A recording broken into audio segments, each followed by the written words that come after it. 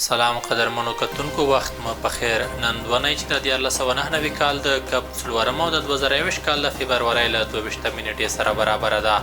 په مولروهي نیوز څخه د نن شپې خبرې ټولګې ته راګرځوو. په سر کې هم د څو مهمو خبرونو سرټکي. د ولسمشرۍ ماڼۍ لومړي معاونیت کابل کې د بمي چاودنو له نوي تخنیک پرده پورته کړې. ولسمشر غني وایي د سرتیرو د حضور په اړه د ناټو پریکړه کولی شي د سولې بهیر چټک کړي.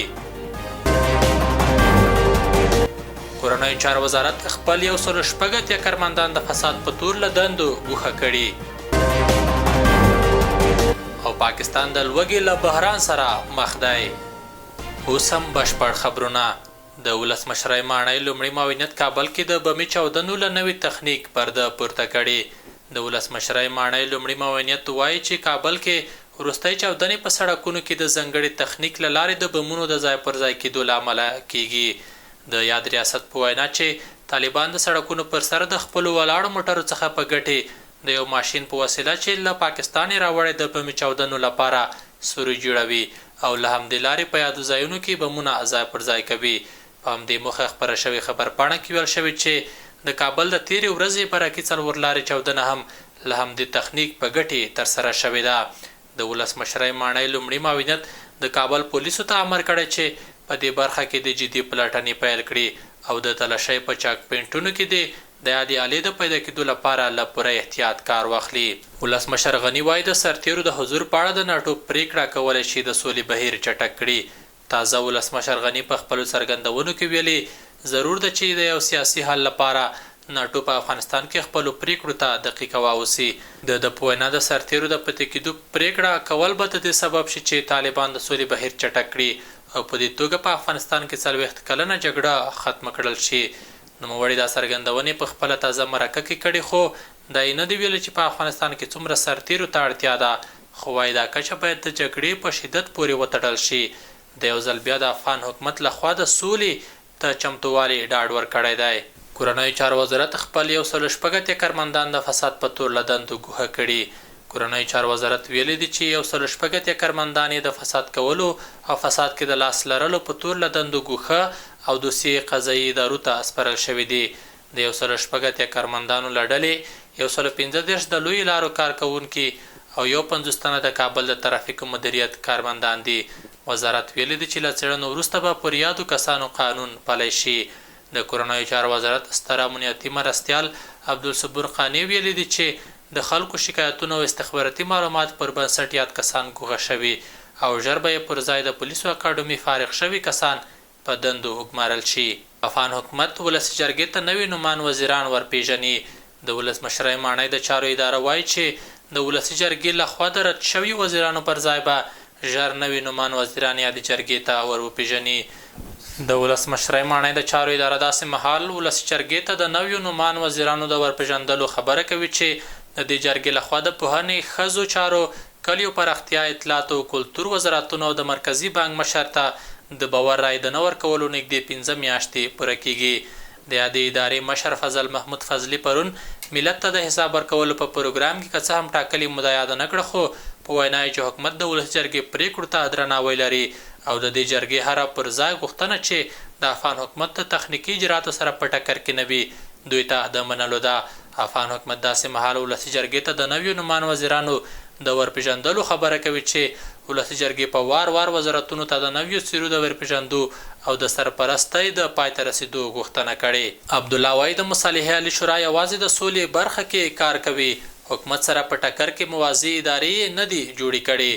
د حکومت د مصالحې عالي شورا مشر ډاکټر عبدالله وایي چې د مصالحې عالي شورا اساسي کار او دنده د سولې بهیر دی. داسې ادارې نه دي رامنځته کړي چې له حکومت سره موازي جوړښتونه وي. نوموړي دغه څرګندونې تېره ورځ د مصالحې عالي شورا د پراختیايي او مرستو د رانیونې چارو کمیسیون د پرانستې په مراسمو کې کړي. عبدالله ویلي دلته هیڅ کار له حکومت سره په ټکر او موازي ډول نه دی. د هر کمیسیون کار او تمرکز د سولې بهیر دی. عبدالله دا څرګندونې وروسته له هغې کړي دي چې د ملي پخلاینې شورا دننه د یو شمېر کمیسیونونو جوړول له حکومت سره د موازي ادارو په ډول تصور شوي دي. د روهي نیوز قدرمنو کتونکو دا هم ځینې بهرني خبرونه. پاکستان د لوږې له بحران سره مخ دی. تازه څېړنې ښایي چې نږدې 80 میلیونه پاکستانیان وږي دي. پاکستان کې تازه یوه سروې په ګوته کوي چې له 40 بیا تر 62 میلیونه پاکستانیان چې د ټولو وګړو له 20 بیا تر 30 سلنه برخه جوړوي له لوږې سره مخ دي. د دغه ترسره شوي سروې پر بنسټ عمران خان په مشرۍ د نوي حکومت پر راتګ سره پاکستان کې اقتصادي ترلنګاتیا چټکه شوې، خو د کورونا وایرس په خپرېدو یې زور واخیست او اوس مهال پاکستان د لوږې له بحران سره مخ کړی. د لوږې دغه بحران په پاکستان کې ښځې، ماشومان، بزګران او نور هغه وځپي چې ورځنی چارې ترسره کوي او له وړاندې د عوایدو کچه ټیټه ده. د پاکستان مخالف سیاسي اپوزیسیون یوه ستره نیوکه هم پر عمران خان دا ده چې د خپلې واکمنۍ پر مهال پاکستان له بد اقتصادي وضعیت سره مخ کړی. د سعودي عربستان حکومت د دې هیواد ښځو ته په پاوز کې د دندې اجازه ورکړې. د راپورونو له مخې چې یادګام د سعودي عربستان د ولیعهد محمد بن سلمان لخوا شوی چې دا د عربي نړۍ د لوی اقتصاد د بدلون د پلان یوه برخه بلل شوې ده. که څه هم په دغه هیواد کې د ښځو د حقونو لپاره مبارزه کوونکي نیول شوي دي، خو ویل کېږي چې د سعودي حکومت په دې هیواد کې ښځو ته په ځینو برخو کې د دندو اجازه ورکړې ده. د راپورونو د معلوماتو پر اساس په سعودي عربستان کې ښځو ته په پاوز، ریال سعودي هوایي ځواک، ریال سعودي سمندري ځواک او نورو برخو کې د دندو اجازه ورکړل شوې ده. د روهي نیوز قدرمنو کتونکو دا هم ځینې اقتصادي خبرونه. ولسمشر غني له وکیلانو مننه کړې چې بودیجه یې تصویب کړې. افغان ولسمشر محمد اشرف غني د ولسي جرګې له غړو څخه د 1400 مالي کال د ملي بودیجې د تصویب په خاطر مننه کړې. د 1400 لمریز کال مالي بودیجه نن ورځ تصویب شوه. په دې اړه د ولسمشرۍ ماڼۍ په خبرپاڼه کې ویل شوي دي چې د 1400 مالي کال د ملي بودیجې د مسودې دریمه طرحه د تصویب لپاره ملي شورا ته وړاندې شوې وه چې نن د ولسي جرګې په عمومي غونډه کې د خلکو د استازو له لورې په اکثریت رایو سره تصویب شوه.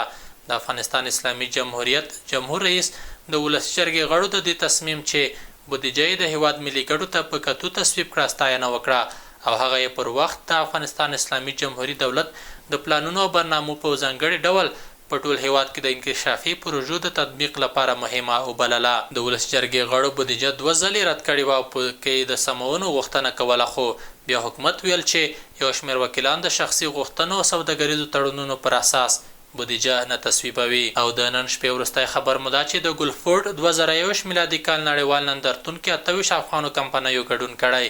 د ګلفورډ 2021 میلادي کال نړیوال نندارتون چې پرون د فبرورۍ په 21 نیټه د متحده عربي اماراتو د دوبۍ ښار په نړیوال سوداګریز مرکز کې په لار اچول شوی. پکې د نړۍ د 15 هیوادونو د کمپنیو ترڅنګ له افغانستان هم د تولید، پروسس او سوداګرۍ 28 کمپنیو ګډون کړی. د کرنې، اوبو لګولو او مالدارۍ وزارت د خصوصي سکتور د پراختیا رئیس حبیب الله حبیبي وایي چې نړیوالو ته د افغان مالدارۍ او کرنیزو محصولاتو د پیژندنې په پار یاد نندارتون افغان سوداګرو ته یو مهم او استثنایي فرصت دی. د مسؤلینو په وینا چې افغان سوداګر د امریکا متحده ایالاتو نړیوالې پراختیایي ادارې په مرسته او د کرنې وزارت په همغږۍ په دې نندارتون کې ګډون کړی او خپل محصولات یې نندارې ته وړاندې کړي دي چې په دغو محصولاتو کې زعفران، وچې میوې، طبي بوټي، شات، پروسس شوي میوې او لسګونه ډوله نور محصولات شامل دي.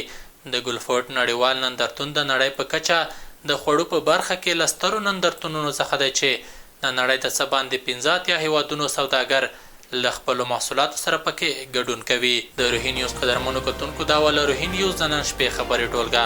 تر بیا مو الله مل شه.